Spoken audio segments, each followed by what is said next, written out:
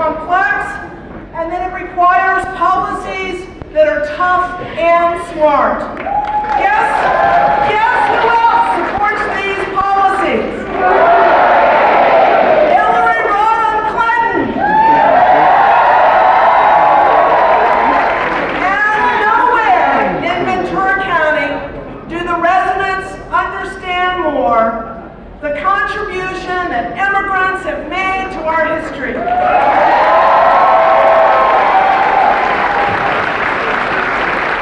Our richness as a great nation and the strength of our economy, and especially the dreams of our dreamers, that right here in Oxnard.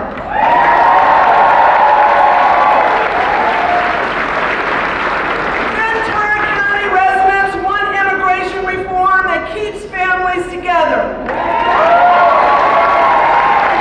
that welcomes immigrants into our communities, that understands that America is great because of the contributions of immigrants. Guess who understands this? That's right, Hillary Rodham Clinton. Ladies and gentlemen, you can send no louder signal that Ventura County, the state of California, and the nation rejects a candidate who speaks to and about women with disdain, whose views on foreign policy are not only incoherent, but downright dangerous, and who denigrates the very people who made our country great and will continue to keep our country great. We all must get out to vote, and to get your families out to vote, and to get your friends out to vote. The primary is this Tuesday. Hillary Rodham Clinton, the best. Ladies and gentlemen, please give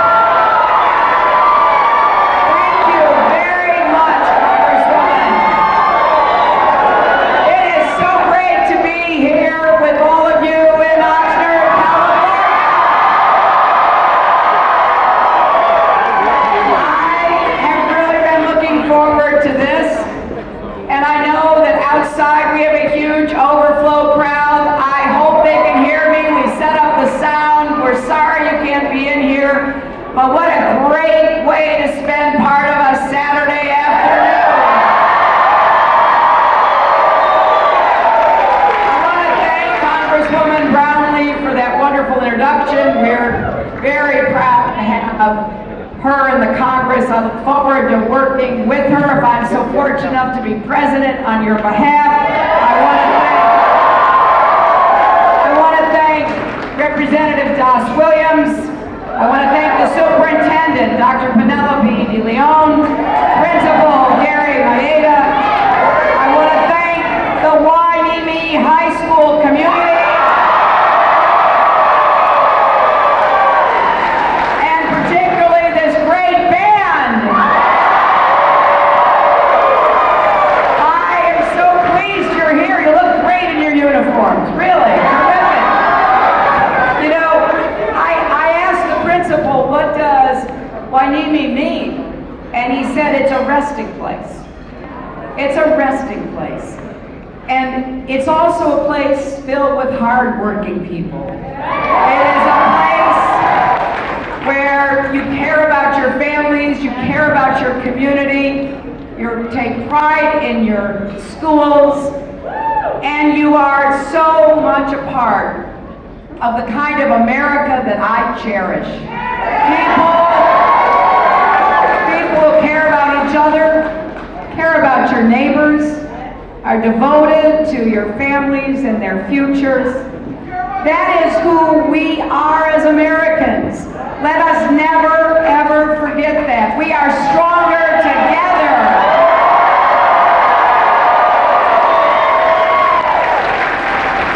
Look, I know, thank you for being here.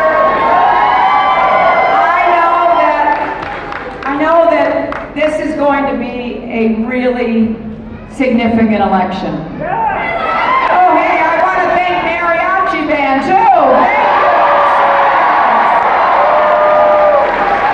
So glad you're here as well, looking good in your uniforms, too.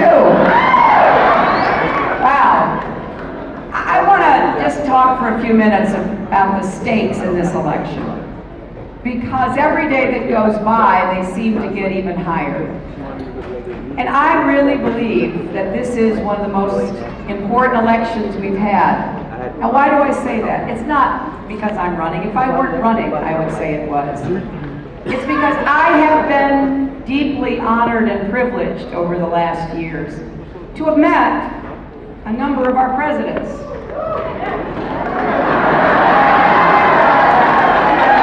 Just saying,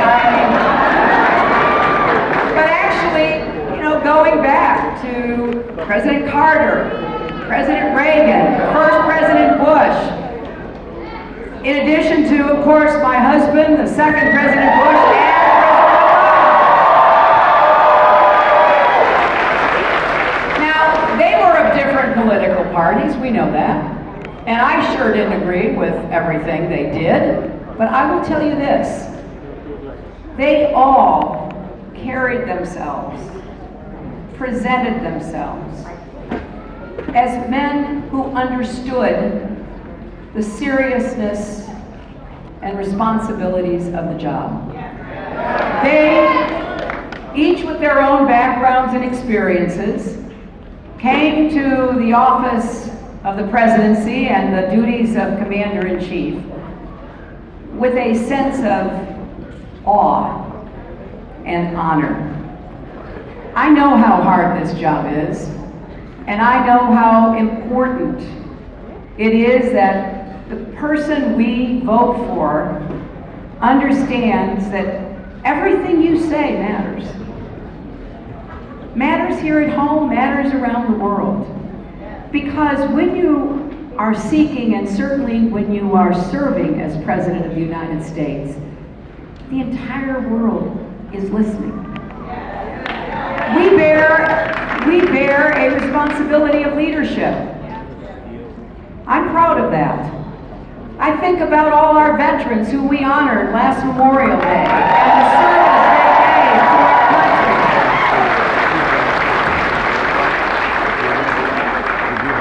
And I know that to every generation, that responsibility befalls. So when I talk about what's at stake here, I'm talking about the test that you should expect anybody running for president to pass. First of all, can this person actually get things done that will make a positive difference, produce results in my family, my community, and our country? Secondly, can this person protect America and lead the world with strength and steadiness? And thirdly, can this person unify our country? Well, honestly, I think it's fair to say on each of those tests, Donald Trump fails. Take the first one. I've been putting out for more than a year what I think we can do together to create more good-paying jobs with rising incomes. There is nothing more important to a hard-working American than a good job with a future that can give you a good standard of living for yourself and your family. We need more good jobs. We need more jobs in infrastructure, our roads, our bridges, our tunnels, our ports, our airports. We need more advanced manufacturing jobs. Jobs that can't be exported, but instead come back from overseas to put people to work right here in Oxnard and across California. We need to combat climate change with more clean, renewable energy jobs. California has been leading the way, but there is still a lot of work to be done in energy efficiency, in solar, wind, everything else. I've said let's make a plan to install 500 million more solar panels by the end of my first term and enough clean energy to power every home in America. Those are jobs that have to be done right here. And they're good, important jobs with purpose and a good income. Now, Donald Trump has no plans.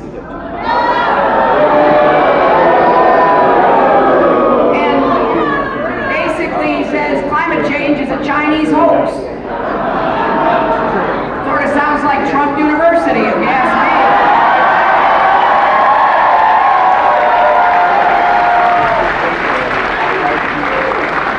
His only plan is to cut taxes on billionaires.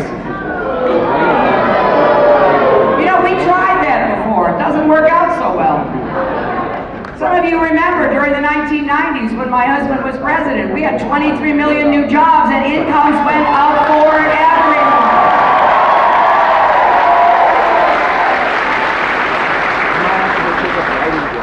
We were on the right track. Right? Well, what happened is we got a Republican administration and they went back to cutting taxes on the wealthy. And they ignored all the risks in the financial markets, the mortgage markets, and we ended up with the worst financial crisis since the Great Depression. And when President Obama came into office after he was elected in November of 2008, he inherited that mess. I don't think he gets the credit he deserves for making sure we did not go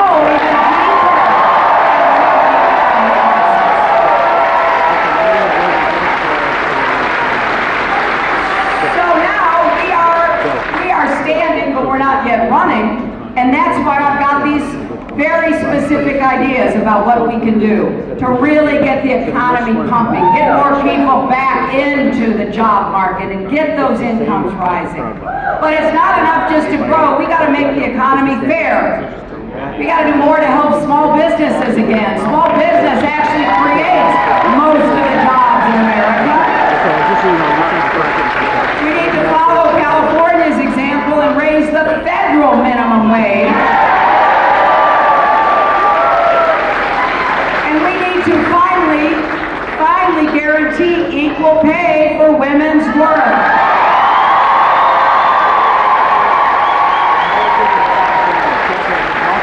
Now, this is not just a woman's issue.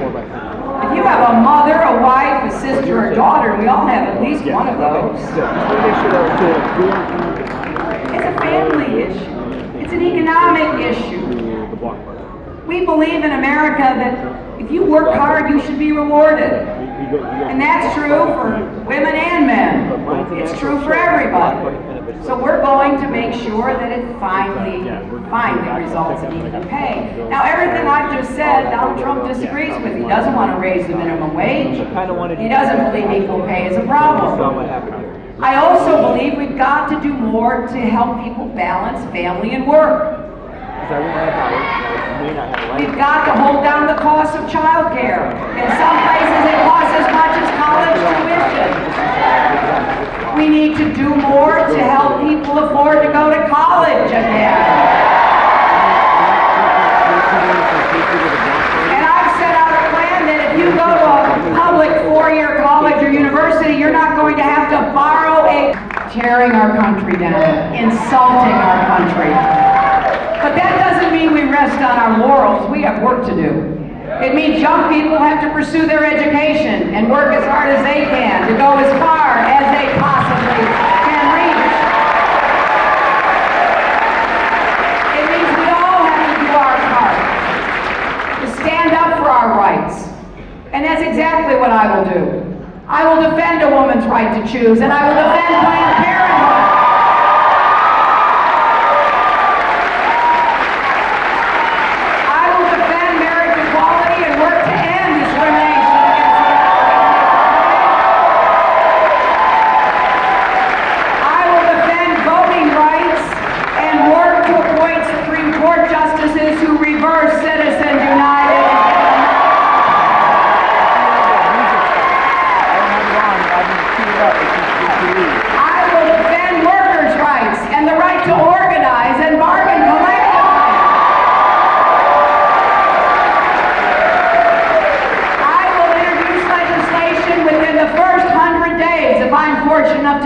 president to achieve comprehensive immigration reform.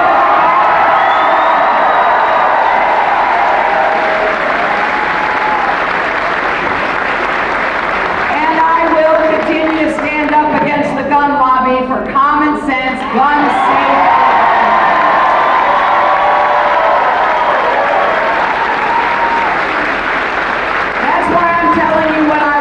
Because I want you to know.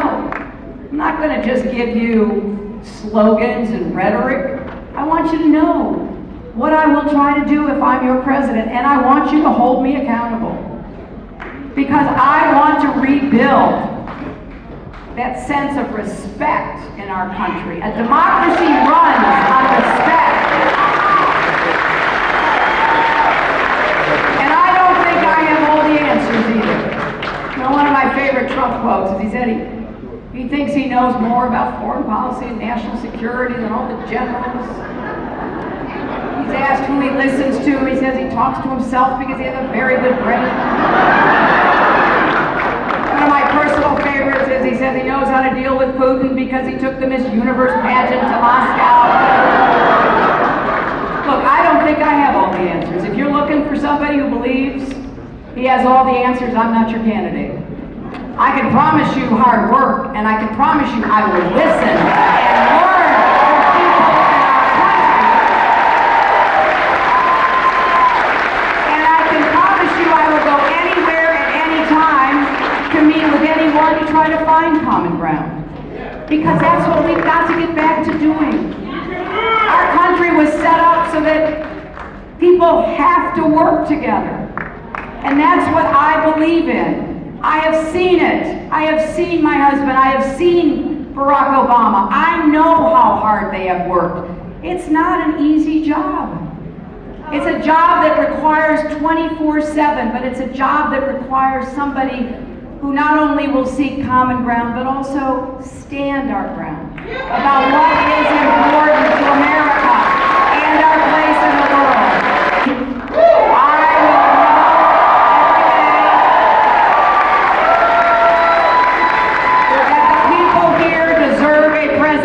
Up every morning trying to figure out how do we make life better for the hard-working folks in Oxnard, California.